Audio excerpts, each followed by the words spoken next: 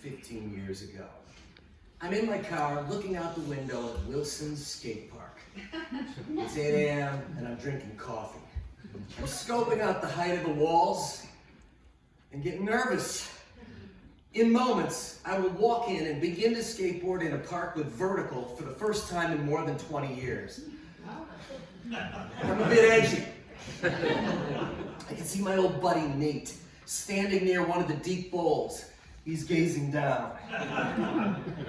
He's fully outfitted with helmet, elbow pads, knee pads, wrist braces, skateboard shorts, and all his gear looks new. Crap, mine's from 1979. He steps away from the bowl and begins doing deep knee bends, and then he follows them up with some toe touches.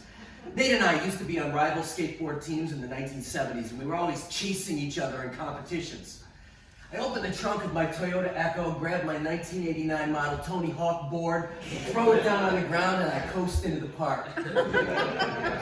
I'm trying to look nonchalant, but I guess I'm the opposite. I'm very chalant. Extremely shocked. It all started when I got a call from Nate. Let's meet at Wilson. How about 8 a.m.? No, 9. Then I can get a yoga class in first. It'll help me warm my muscles up so that I'm ready. I think I'm gonna put a little Bengay on my legs to keep them warm so I don't sprain anything while I'm there. Or I could end up limping the next day. Good idea. I usually take a couple of aspirin before a long bike ride to keep from feeling the pain as much. And since it'll be my first time back at the skate park, I think I'm gonna try it tomorrow. You might give it a shot too. Well, Nate, I'll see. Are you bringing your safety equipment? Oh, definitely. Helmets are more advanced today, Kurt.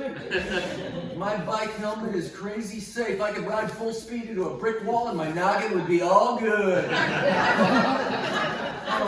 a bike helmet might look a little weird for the skate park. I think I'll buy a new one for tomorrow. Well, I got my old one if I decide to wear it. It should be fine.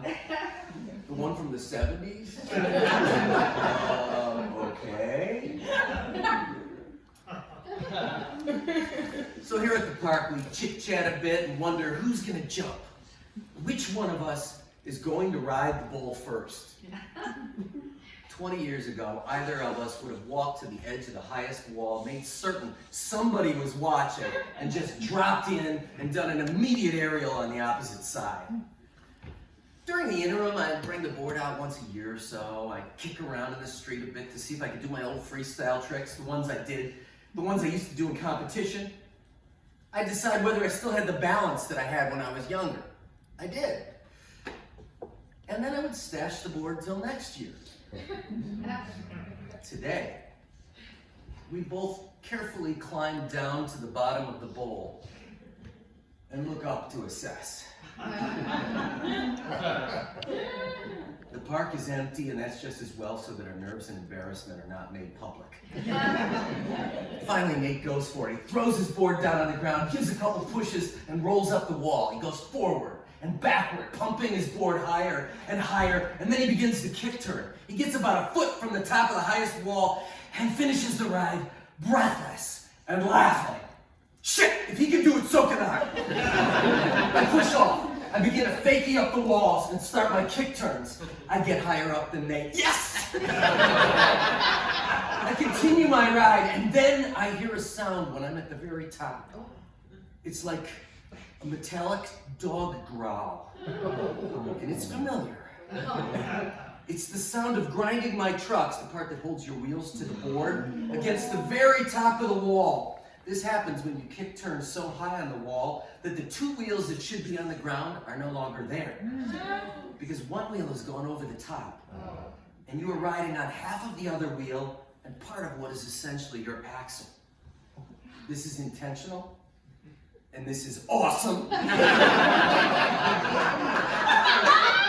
It's scary.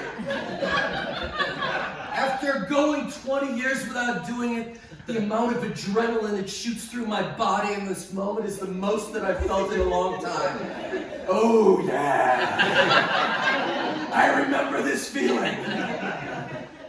I finished my ride, panting, exhilarated, literally shaking and smiling bigger than I have in years. these days, on weekends in the warm weather, I meet with a group of men and women for what we refer to as Sunday services at a skateboard park. There's a big one in Northbrook that we like, and a nice, small, smooth one in Villa Park. We alternate between them. We go there early in the morning to avoid the crowd, specifically to avoid little kids on scooters, who we call scooter kids, and folks on BMX bikes. What is the makeup of our group? Well, we range in age from about mid-40s to 65 years old. So in skateboarding terms, we're a gang of old farts. There's Kathleen.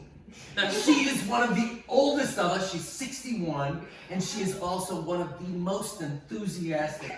She greets everybody who comes in like friends, introduces them to other people, tells them she's got a special skate park group on Facebook and makes sure they know where to find it. She usually has a cool new board or two and wants to make sure you get a chance to try it. She skates up. Kurt, Nate, why'd you leave so early last week? I didn't get a chance to tell you. I'm working on getting the Park District boneheads to keep the lights on later. 10 p.m. I think it's gonna happen.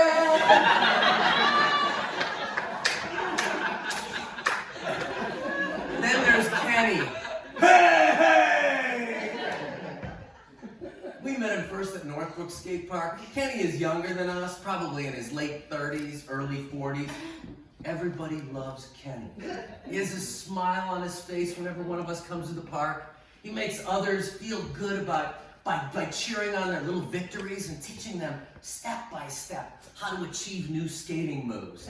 Whoa! That is awesome!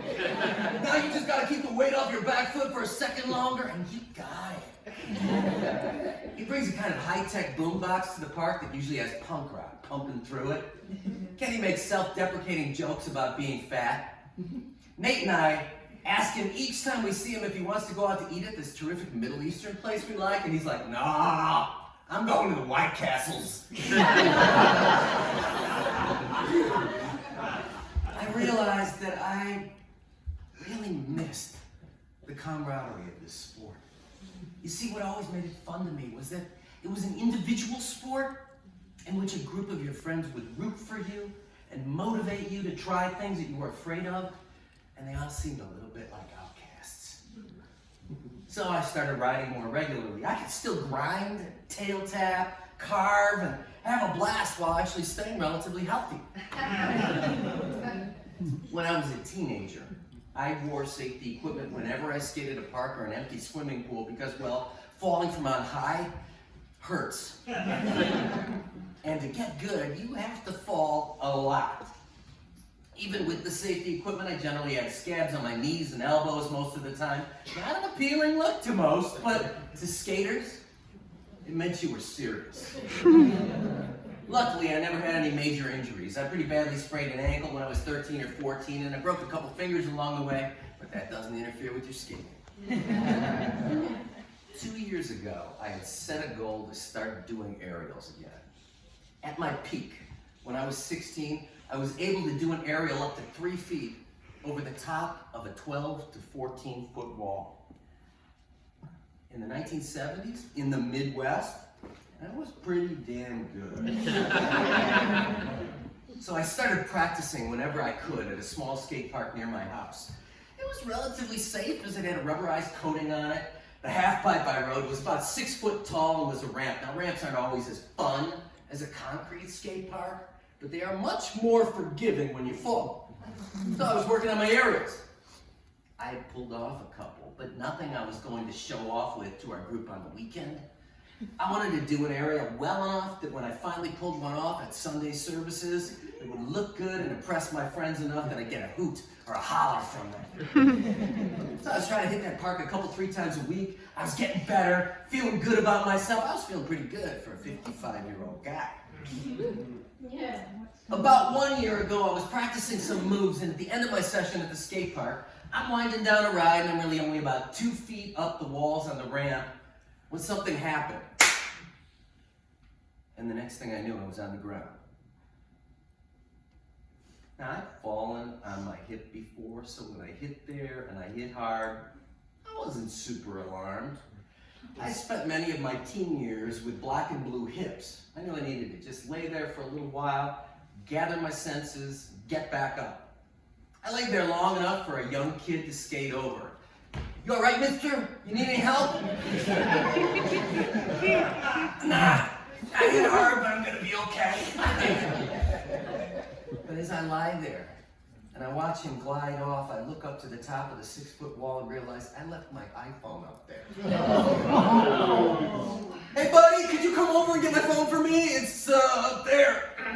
He rides over, hops off, sprints up the wall, brings it down and hands it to me. "You need a hand getting up?" "Nope, I'm okay." "Cool." He jumps back on his board, does an ollie up a platform, and rolls away. I start to get up, and damn, it hurts. I do it very slowly and gingerly, and I use my skateboard to prop myself up.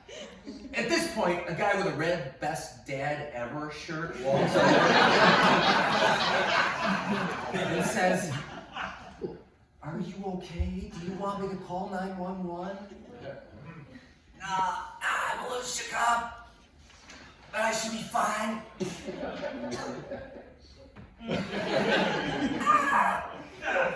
And I begin to gimp my way out of the park. I start to realize I hurt myself worse than usual, and my car is 200 yards away. About 100 yards into the walk, the guy with the red shirt comes over again and says, "Do you want me to call 911? No, I gotta get to my car." "Would you like me to drive the car to you?" "Yes." I give him the keys and he drives my car across the grass into the park to where I'm standing. Thank God. I thank him and then proceed to the next difficult matter at hand, lowering myself into the seat of the car. Oh shit, this is tough.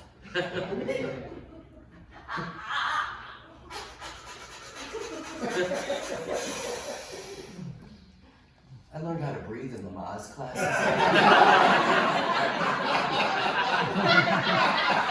And acting school, so that helps.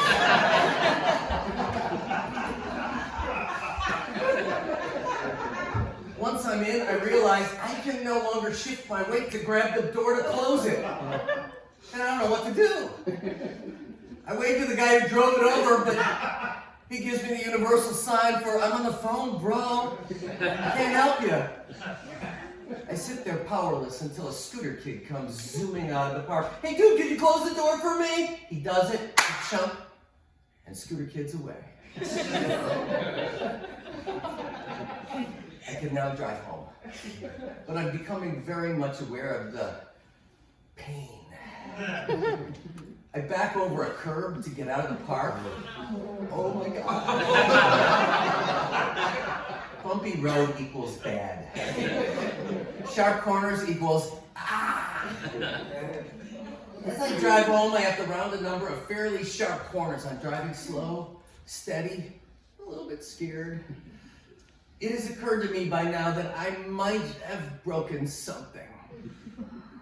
I arrive home and I see that my wife Myra's car is not in the driveway. I was hoping she could take me to the hospital. So I call her, and so as not to alarm her, I say, "Hey, what you doing?" "I'm at the beauty shop. They're dyeing my hair right now. I'm hoping they got the right shape. What's going on?" I kind of fell hard at the skate park, and I'm a little bit worried. I'm going to drive to the emergency room and just have them check it out. I think she realizes it's serious because I just don't do this. I ease my car up to the front of the ER and I look out the window and I see a wheelchair and I say to myself, "Okay, I need to get in that chair and roll myself through the doors." But then I realized that I would need to walk over to the wheelchair in order to get in it, and I can't do that. And I would also need to park my car somewhere before I got to that wheelchair, which would preclude, well, you get the picture. I'm lucky enough to have some friends in high places, and at this particular hospital, I know the chief medical officer. So I thought, in order to preserve my pride, I will give Dan a call. I'm sure he's inside the building somewhere. Send someone down to help me out. Maybe he'll even come himself. So I call him on my cell. Hello? Hey, Dan, you at the hospital today? No, man, I'm lying in bed at home. I hurt my back. Are we in agreement that getting old sucks?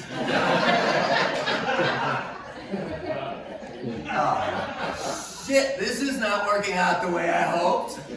So I quickly get off the phone and I try to figure out my next plan. I'm going to ask somebody to help me. There are 2 benches in front of the emergency room and only one person sitting there. That person is a middle-aged woman and she is sobbing. Don't think I'll ask her. Finally, another woman walks out of the emergency room and sits down at the other bench and starts plunking around on her smartphone. I waved her over and asked for some help and she goes in.